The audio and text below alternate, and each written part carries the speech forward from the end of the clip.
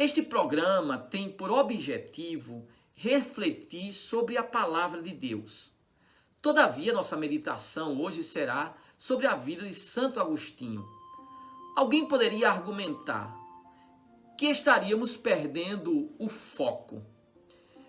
Caso essa pessoa falasse comigo, eu contra-argumentaria mostrando que não, pois a vida de um santo é simplesmente a palavra de Deus vivida, encarnada. Um santo é alguém que, como recordou Santiago na sua epístola, no capítulo 1, versos 22, o santo é alguém que deixou de ser um mero ouvinte da palavra e se tornou um praticante da palavra. Então a vida de um santo é uma palavra de Deus, só que vivida, só que encarnada. Por que seria conveniente refletir sobre a vida de Santo Agostinho? Nós estamos acostumados a ver histórias de santos que parece que já nasceram santos, né? É como se eles já tivessem, ainda criança, tomado água benta. Histórias envolvidas por uma sacralidade desde a infância. Histórias belíssimas, como a de São Padre Pio, de São Domingos Sávio, o mesmo de Dom Bosco. Mas muitas vezes esses relatos estão muito distantes da biografia da maioria dos ouvintes. É que a grande diferença é que esses santos, né, esses santos assim de uma história tão bonita, eles nasceram muitas vezes em uma sociedade marcadamente cristã, uma sociedade quase que de modo hegemônico cristã. A grande diferença entre eles e a maioria, e Santo Agostinho e nós, é que nós não vivemos mais numa sociedade cristã. Enquanto Santo Agostinho e nós vivemos numa espécie de lusco-fusco, de uma mudança de civilização, aqueles santos viviam numa sociedade propriamente cristã. Santo Agostinho viveu numa época do crepúsculo do paganismo e no alvorecer da fé cristã, mas ainda em uma sociedade não cristã. Enquanto que nós vivemos em uma época em que vemos o alvorecer de uma versão infinitamente piorada do paganismo. O ponto comum entre nós e Agostinho e Santo Agostinho é que nem a sua sociedade era cristã e a nossa está em franco processo de paganização. Ele, assim como nós, viveu um ambiente hostil a Jesus e à igreja. Então, Santo Agostinho tem um ponto em comum, a sua biografia tem um ponto em comum com a biografia, com a nossa biografia. Nós vivemos em uma época, e aqui tem um ponto, também um ponto comum entre Santo Agostinho e todos nós. Nós vivemos numa época em que se combatem os chamados preconceitos. Isso é uma maravilha. Todos concordamos com isso. E poderíamos até ficar empolgados com esse ambiente que combate preconceitos. Mas a realidade é que em nossos dias existe um preconceito socialmente aceito. Se combate todos os preconceitos, menos um. Qual deles? O anticatolicismo. Qualquer pessoa que seja minimamente atenta aos nossos dias verá que existe uma propaganda anticatólica em qualquer ambiente que nós estejamos. Nas escolas, nas universidades, nos filmes de Hollywood. Tudo isso apresenta o catolicismo, o cristianismo como algo ruim. Apresenta uma espécie de caricatura do cristianismo. Apresenta a fé católica como um sinônimo de obscurantismo. Todas essas apresentações estão eivadas, e aí eu vou dizer com precisão, eivada de fake news sobre o cristianismo. eivadas de inverdades, de imprecisões sobre o cristianismo e sobretudo sobre o catolicismo. Se você fizer qualquer crítica a qualquer grupo ou ideologia contemporânea, você será chamado de intolerante, de retrógrado. Mas se você criticar com inverdades e imprecisões a Igreja Católica, você será chamado de inteligente e será considerado uma mente brilhante. Recentemente eu observei naquelas polêmicas na internet sobre o caso do aborto em Recife, eu observei que como as reportagens apareciam na internet, como as chamadas das reportagens, as pessoas que estavam defendendo o assassinato daquele bebê de quase 6 meses eram chamadas simpaticamente de ativistas dos direitos humanos ou das mulheres. Enquanto que os católicos que rezavam defendendo a vida eram chamados de fanáticos religiosos. É óbvio aí que existe uma espécie de alquimia semântica que transforma tudo o que é católico em sinônimo de anti-humano ou de desumano. São 2 pesos e 2 medidas, isso está óbvio. Pois bem, Agostinho viveu também em um ambiente assim, culturalmente hostil ao cristianismo.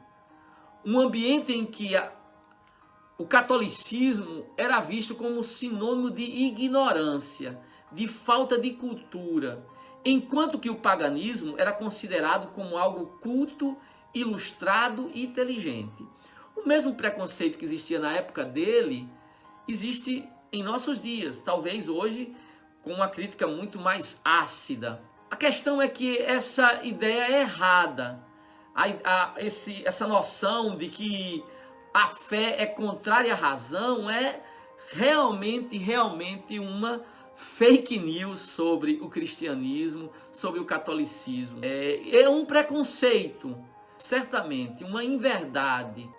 Qualquer pessoa que conhece minimamente a igreja, a história da humanidade, sabe que foi a igreja quem criou as universidades e que promoveu a educação no Ocidente. Em quantas cidades de nosso país afora, do Brasil e do mundo, a primeira escola foi criada por um padre e por uma freira. Quantos cientistas eram padres, freiras ou frades? É um verdadeiro preconceito contra o catolicismo, como nos dias de Santo Agostinho. Muito bem, outro elemento da biografia de Santo Agostinho, que de certa forma tem um ponto de contato com o nosso contexto cultural, é a realidade tanto do pluralismo religioso como da realidade das seitas. Na época de Santo Agostinho, além do paganismo, existiam as seitas cristãs e grupos pseudo-cristãos. Por exemplo, no norte da África, havia uma igreja rival da Igreja Católica. Era chamada Igreja Donatista.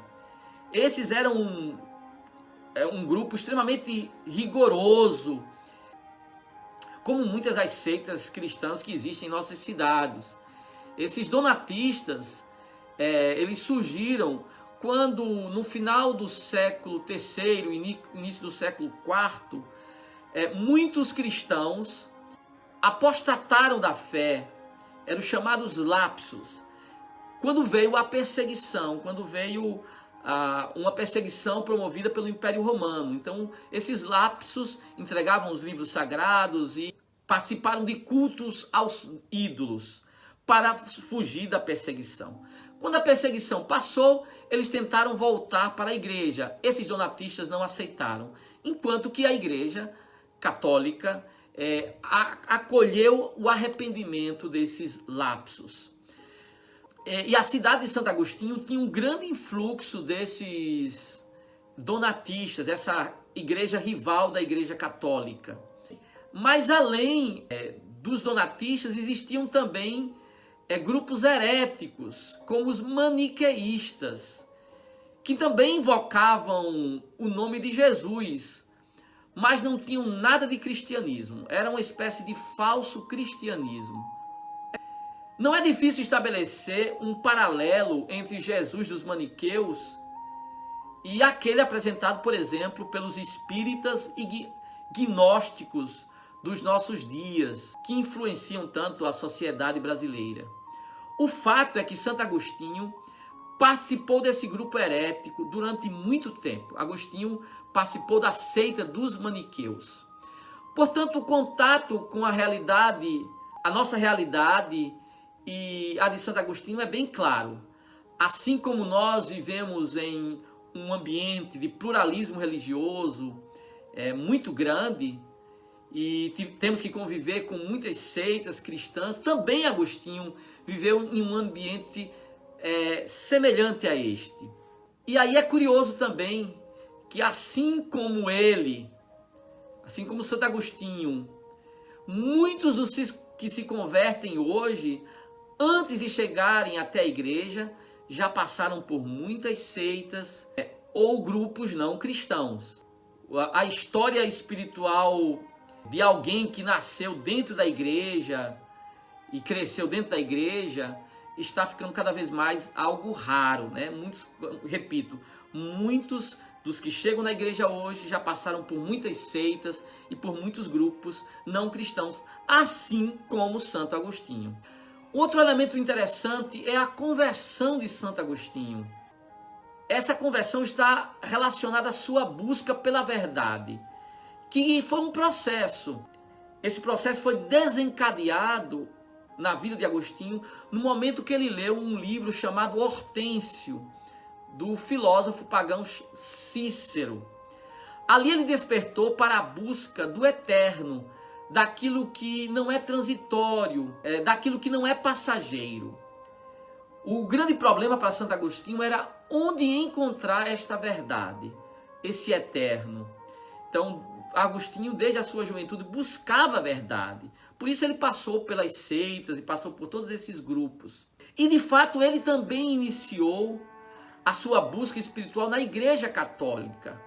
Mas lhe faltou alguém que lhe introduzisse de modo satisfatório na verdade da igreja, que lhe explicasse, por exemplo, a Bíblia de modo adequado.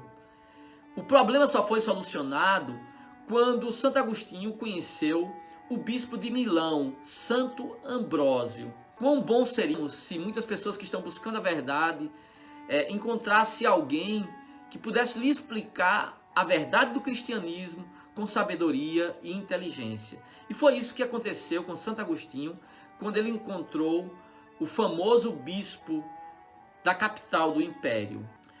Sua conversão, a conversão de Santo Agostinho, está associado a um episódio ocorrido em um jardim de Milão. Ali ele estava com o livro, a carta de São Paulo aos Romanos, e teve uma experiência mística quando um anjo lhe disse: "Tole lege", toma e lê. E ali Santo Agostinho leu uma passagem da carta aos Romanos, capítulo 13, versículo de 11 e seguintes, que diz: "Já é hora de despertar. Com efeito, a salvação está mais perto de nós do que quando abraçamos a fé. A noite já vai adiantada, o dia já vem chegando. Despojemo-nos das obras das trevas e vistamos as armas da luz. Procedamos honestamente, como em pleno dia." Santo Agostinho, com aquela chamada, despertou para Deus, despertou para Cristo. Saiu da escuridão, seus olhos se abriram e ele passou a entender a verdade de Cristo e de sua igreja. Muitos dos que se convertem hoje chegam à fé depois de uma longa história sem Cristo, assim como Santo Agostinho, que foi batizado com 32 anos pelo bispo de Milão, como fruto e recompensa das orações de sua mãe, Santa Mônica. E o curioso é que ele foi batizado juntamente com o seu filho, Adeodato, um filho de um concubinato. Santo Agostinho viveu sem se casar com uma mulher por mais de 14 anos, de quem teve um filho, Adeodato, e se batizou no mesmo dia que ele, na Páscoa de 387. Veja, o fato dele ter chegado adulto na fé não o impediu de ser um dos grandes nomes da fé católica, um dos homens que mais influenciou o cristianismo, um doutor da igreja. Santo Agostinho é chamado de doutor da graça, Doctor Gratiae, porque ele defendeu uma das verdades fundamentais da fé cristã, não por quer dizer a verdade que constitui o coração da doutrina cristã, a doutrina da graça, contra uma das heresias de sua época, a do pelagianismo. O que é que essa heresia dizia?